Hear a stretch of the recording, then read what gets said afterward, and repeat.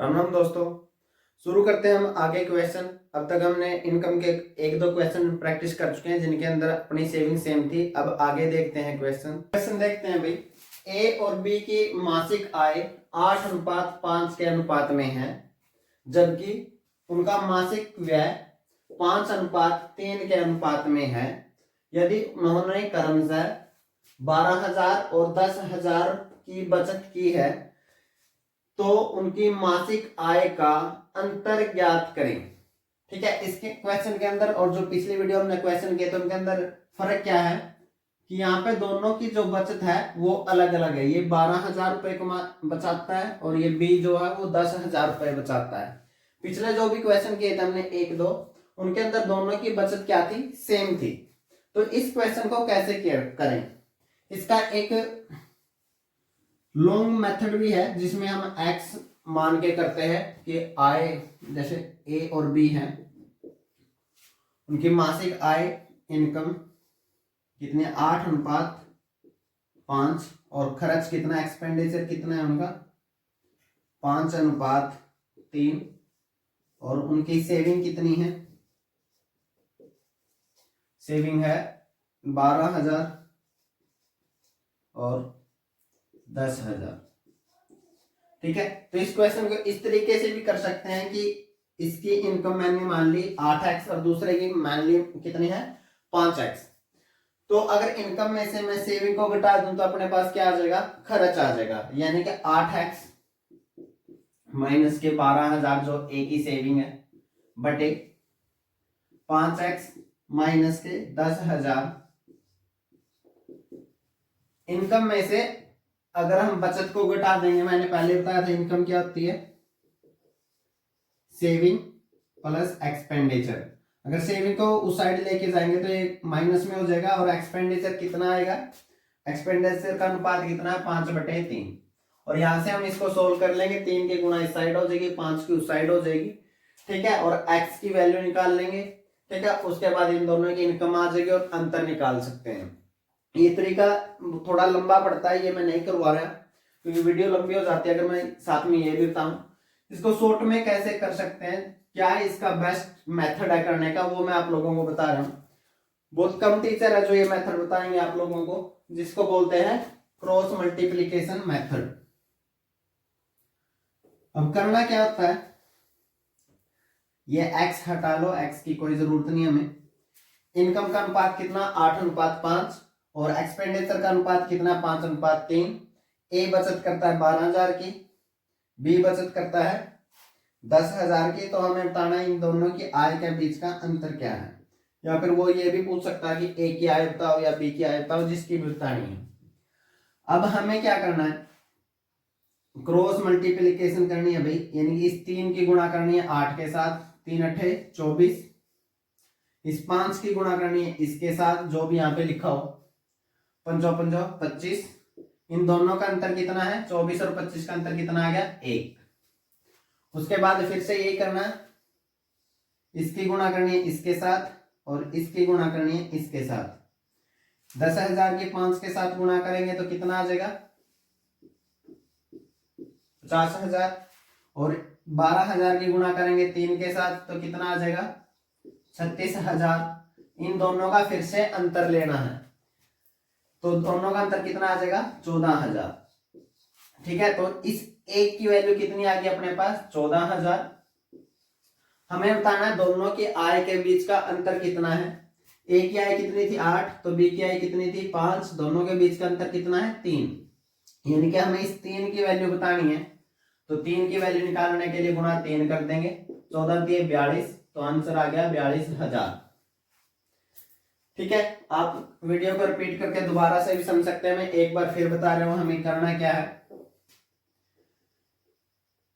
ए और बी का आय का अनुपात है 8:5, एक्सपेंडिचर का अनुपात है 5:3 और ए बचत करता है 12,000 की, बी बचत करता है 10,000 की। तो हमें बताना है ए और बी की आय के बीच का अंतर क्या है। तो मैं आपको इसके लिए क्रॉस मल्टीप्लिकेशन मेथड बताऊंगा जो इसके लिए बेस्ट है। एक्स वाले तरीके से ये लंबा हो जाएगा क्वेश्चन, वो करने की जरूरत नहीं है।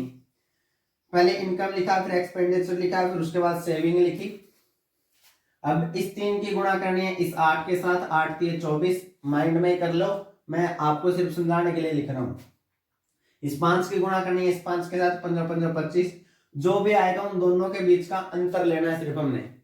कितने का अंतर है? 24 और 25 के बीच में 1, तो 1 लिख लिया अभी, ठीक है।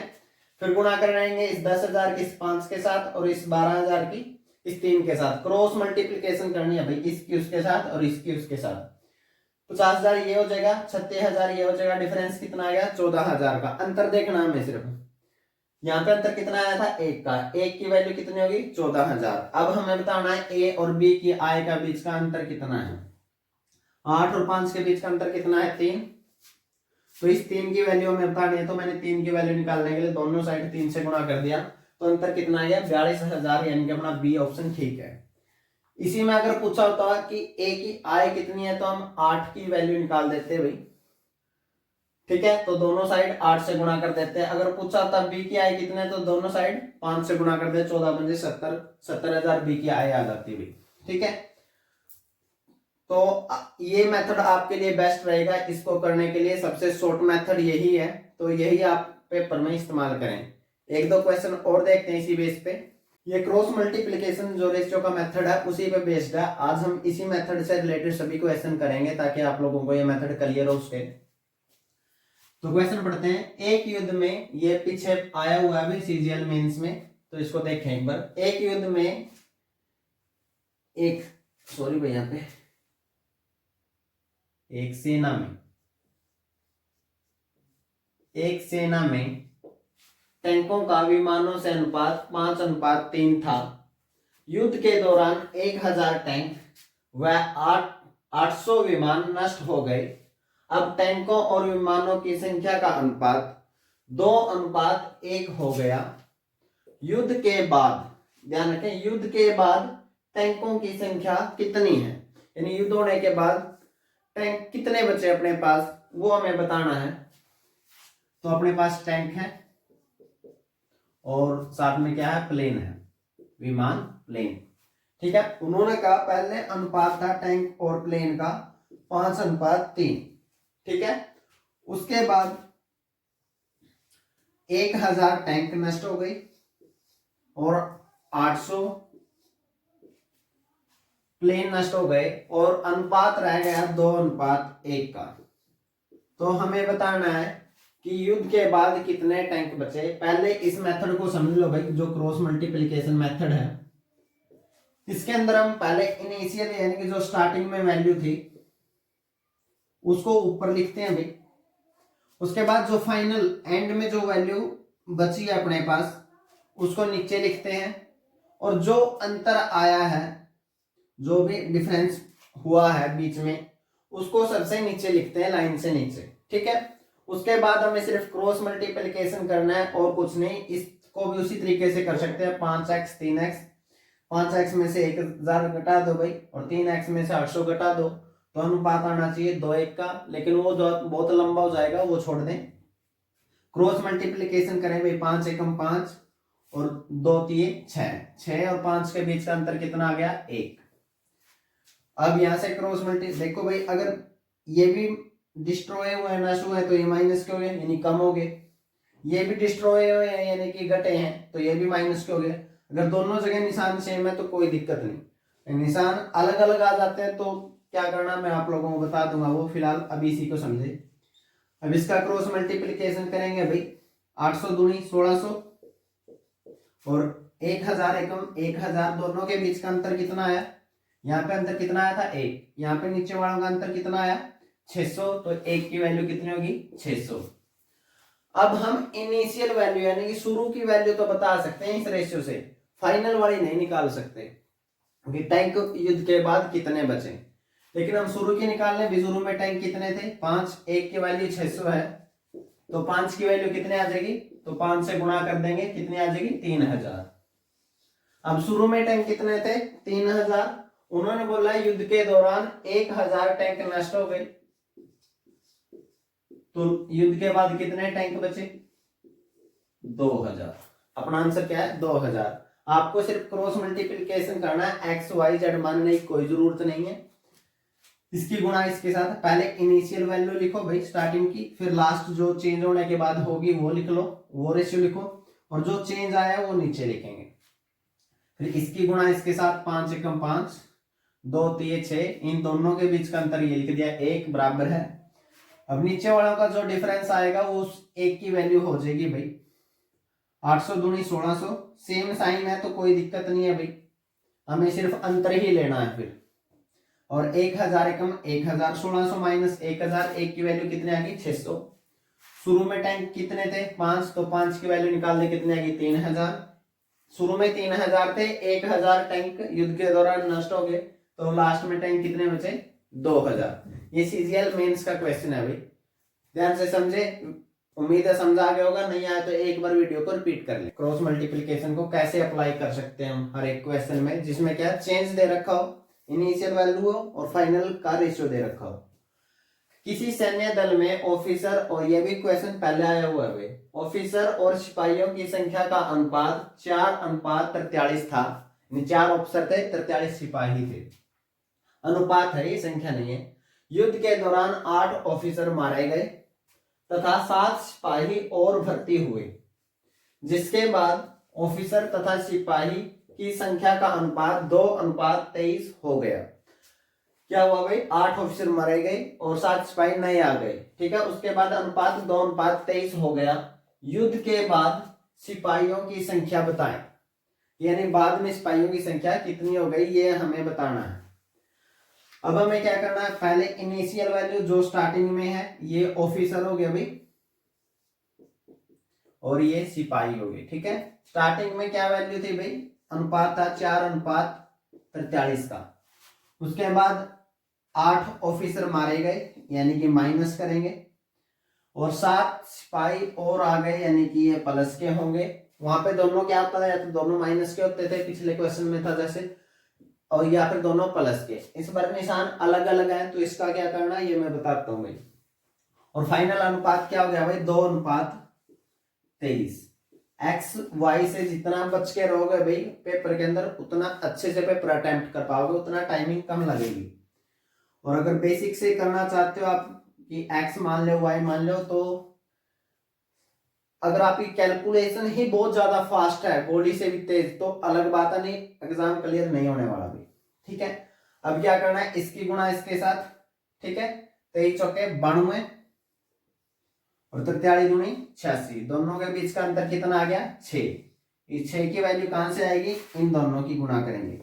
दरअसल होता क्या है, जब हम क्रॉस मल्टीप्लिकेशन करते हैं तो बड़े नंबर में से हम छोटे को घटाते हैं, यही याद रखना, बड़े नंबर में से छोटे को घटाते हैं तभी डिफरेंस निकलता है अभी। 7 दूनी 14 किस चीज का, प्लस का, और 23 8 184 ये किस चीज का आएगा भाई, माइनस का, क्योंकि यहाँ पे माइनस है तो माइनस का, ठीक है। तो बड़ा नंबर क्या है 14, छोटा नंबर क्या है 184, बड़े में से छोटे को घटाएंगे भाई 14 माइनस के 184, माइनस माइनस क्या हो जाएगा प्लस हो जाएगा भाई, तो 14 प्लस में 184, यानी कि ये कितना आ जाएगा 198। या फिर मेन बात तो यही है कि हम बड़े में से छोटे को घटाते हैं तो माइनस माइनस होके प्लस हो जाएगा। या फिर आप इसको ऐसे ध्यान रख सकते हैं भाई, अगर सेम साइन है, माइनस है और दूसरे वाला भी माइनस है, तो हमें क्या लेना भाई अंतर, यानी कि हमें क्या घटाना। या फिर उस सेम साइन कुछ भी हो सके, दोनों जगह प्लस है, तब भी हमें क्या लेना है अंतर। और अगर अलग अलग साइन है, एक जगह माइनस है एक जगह प्लस है, तो हमें उनको क्या देना है भाई, जोड़ देना है। हमें उसको क्या करना है, जोड़ देना है। आप लोगों की मर्जी है कैसे याद रखेंगे, बड़े में से छोटे को घटाना है या तो ऐसे याद कर लो, या फिर सेम साइन है तो अंतर लेना है, अलग अलग साइन है तो जोड़ देना है। अब ये 6 की वैल्यू कितनी आ गई भाई 198, 7 दूनी 14 प्लस का, और 23 184, ये माइनस का तो ये माइनस का, बड़े में से छोटे को घटा दिया तो 198 आ गया। ये कैलकुलेशन आप दिमाग में कर सकते हैं, वो कोई दिक्कत नहीं है। एक की वैल्यू निकालेंगे तो 6 से भाग कर देंगे भाई, 6 3 18 और 6 3 18। उन्होंने कहा कि युद्ध के बाद सिपाहियों की कितनी संख्या हो गई। अब हमें युद्ध के बाद का नहीं पता, युद्ध के पहले का पता है कितनी थी 43, तो यानी इस 43 की वैल्यू निकालनी। तो दोनों साइड हम किससे गुणा कर देंगे अभी 43 से, ठीक है। उसके बाद क्या हुआ भाई 7 सैनिक और आ गए थे, तो प्लस में क्या कर देंगे 7। अब इसको कैलकुलेट करके अपना क्या आ जाएगा आंसर आ जाएगा। अब कैलकुलेट ना तो 43 की टेबल में आती है ना 33 की, वैसे 30 तक की टेबल में याद कर लेनी थी। तो कैलकुलेशन कैसे करें भाई, एक होता है डिजिटल सम, वो मैं किसी बाद वीडियो में सिखाऊंगा। आपकी कैलकुलेशन भी तेज होनी चाहिए, तो कैलकुलेशन देखो कैसे करनी है। तो मैं 30 + 3 लिख सकता हूँ भाई 33 को, गुणा 43 + 7। तो 3 से गुणा करेंगे भाई, 3 3 9, 3 चौके 12, ठीक है। और 0 की 0, ऐसे इस 3 से गुणा करेंगे भाई, तो ये भी कितना आएगा 129 प्लस में 7। अब इसको आप आराम से जोड़ सकते हैं, ऐसे जोड़ के लिख लो भाई, या फिर नीचे की तरफ जैसे जोड़ना आपको। 9 और 7 16, ऐसा लग गया 1। 9 और 2 11 और 1 12, ऐसा लग गया 1। 2 और 1 3 और 1 क्या हो जाएगा भाई 4 और 1 ये बच गया। यानी कि अपना आंसर कितना आ जाएगा भाई, युद्ध के बाद सिपाहियों की संख्या कितनी आ जाएगी 1426। एक बार दोबारा समझ ले भाई, अगर सेम साइन है तो अंतर लेना है, अलग अलग साइन है तो हमें इनको जोड़ देना। जैसे यहाँ पे फिर माइनस का कोई चक्कर नहीं लेके चलना भाई, अगर हमें अलग साइन का पता है भाई, अलग अलग साइन है, तो यहाँ पे गुणा करके 184 आ गया, यहाँ पे गुणा करके 14 के दोनों को जोड़ दिया, कितना गया 198। यहाँ पे कितना आया तो गुणा करके 92, यहाँ पे 86, तो अंतर कितना आया था 6। 6 की वैल्यू 198, 1 की वैल्यू 33। हमें बताना युद्ध के बाद सिपाहियों की संख्या, तो युद्ध से पहले 43 थी, तो पहले 43 की वैल्यू निकाल ली, फिर 7 सिपाही और आ गए थे तो 7 और जोड़ दिए। अब यहाँ पे गुणा किया भी मैंने, 33 को लिख लिया 30 + 3, ये ट्रिक होती है कैलकुलेशन करने की। 3 से गुणा करें 1290 और 129, 3 से गुणा करने पर 129 आ गया, प्लस 7 जोड़ के लिखा तो 1426, यही आंसर है। तो ऐसे हम इसको अप्लाई कर सकते हैं। दोबारा से हम इनकम वाली टाइप पे आ गए हैं भाई, लेकिन इनकम वाली टाइप ही नहीं, इसके साथ और जो भी क्वेश्चन मैंने करवाए हैं, या फिर कुछ ऐसे क्वेश्चन आते हैं कि क्लास में इतने लड़के इतनी लड़की हैं, फिर 5 लड़कों ने एडमिशन लिया, 6 लड़के ने स्कूल छोड़ दिया, और लास्ट में अनुपात ये बन गया, तो बताओ शुरू में कितने लड़के थे या बाद में कितनी लड़कियां, जो भी वो सारे क्वेश्चन इस क्रॉस मल्टीप्लिकेशन मेथड से आप कर सकते हैं। खुद ट्राई करें, कोई क्वेश्चन ना आए तो मेरे को कमेंट बॉक्स में बताएं, ठीक है। अब ये क्वेश्चन देखते हैं। सीता और गीता की आय 5:3 के अनुपात में है और उनके खर्च का अनुपात 9:5 है। वे क्रमशः 2600 और 1800 रुपए की बचत करते हैं, तो सीता का खर्च ज्ञात करें। ध्यान रखें, खर्च ज्ञात करेंगे। तो सीता है और दूसरी वाली गीता है, कोई फर्क नहीं पड़ता भाई, चाहे वो गीता भी होती, ठीक है। उसके बाद इनकी आय का अनुपात कितना है भाई 5:3, खर्च का अनुपात कितना है भाई 9:5, और क्रम से कितने की बचत करते हैं भाई, सीता करती है 2600 की, और जो गीता है वो बचत करती है 1800 की, ठीक है। अब हमें क्या करना है भाई, क्रॉस मल्टीप्लिकेशन मेथड से हम इसे आराम से कर सकते हैं भाई। यहाँ पे अपन जो 25 और ये 9 होती है 27, दोनों के बीच का अंतर आ गया 2। इस 2 की वैल्यू कहां से आएगी, नीचे फिर क्रॉस मल्टीप्लिकेशन करेंगे भी हम, ठीक है। तो भाई 18 में 162, 2 0 की 2 0 क्या, और 26 पंजे 130, 0, ये 16,200, ये 13,000, तो कितना बच गया भाई 3200 रुपए बच गए भी। दोनों के बीच का अंतर ले लिया भाई, बड़े में से छोटा घटा दिया, कितना आ जाएगा 3200। 13,000 घटाएंगे भाई इसमें से, ठीक है, 3200 आ जाएगा। 2 की वैल्यू 3200 है, तो 1 की वैल्यू 3200/2 यानी कितनी आ जाएगी 1600। अब अपने को पूछा है उन्होंने सीता का खर्च, ना कि सीता की आय। खर्च हम डायरेक्ट यहां से निकाल नहीं सकते, हम क्या निकाल सकते हैं, इनिशियल वैल्यू निकाल सकते हैं, स्टार्टिंग की वैल्यू जो भी है वो कितनी है 5, तो 5 की वैल्यू निकाल देंगे भाई हम, तो गुणा कर देंगे 5। ये गलती मत कर देना भाई कोई 9 गुणा कर दे, ठीक है। 16 में 144 यानी 14,400 इसका खर्च निकाल के बैठ से। हम क्रॉस मल्टीप्लिकेशन से सिर्फ स्टार्टिंग की वैल्यू निकाल सकते हैं भाई, जो स्टार्टिंग के रेशियो थे, शुरू में उनकी आय कितनी थी, आय निकाल सकते हैं भाई। तो 5 की वैल्यू कितनी आ जाएगी 16 पंजे 80, 2 0 की 2 0, तो सीता की आय कितनी आ गई 8,000। अब फिर हमें क्या निकालना है, खर्च। अगर आय में से मैं बचत को घटा दूं तो खर्च ही आ जाएगा भाई। तो उसकी बचत कितनी थी 2600 की, तो इसमें से 2600 हम घटा देंगे भाई, 0 0 4 और साथ में दोगे 5, तो इसका खर्च कितना आ जाएगा भाई, अपना खर्च कितना आ जाएगा 5400। तो ऐसे करके निकाल सकते हैं। वो गीता का भी खर्च पूछ सकता था भाई, या गीता की आय पूछ सकता, आय पूछता तो 3 से गुणा करते हैं 4800 आ जाते भाई। खर्च पूछता तो 4800 में 1800 घटाते देते, कितना आ जाता भाई 3000 आ जाता है। ठीक है, तो जो भी पूछे वो हम निकाल सकते हैं, लेकिन क्रॉस मल्टीप्लीकेशन का जब हम यूज करते हैं तो उसके द्वारा हम पहले स्टार्टिंग वैल्यू निकालते हैं भाई। ठीक है, उसके बाद हम घटा उठा के कुछ भी निकाल लें। ठीक है, तो आज के लिए इतना ही दोस्तों। इस क्रॉस मल्टीप्लिकेशन मेथड की प्रैक्टिस करना बहुत ही अच्छा मेथड है, आपका काफी टाइम बचाएगा एग्जाम के अंदर। सो राम राम, धन्यवाद, जय हिंद।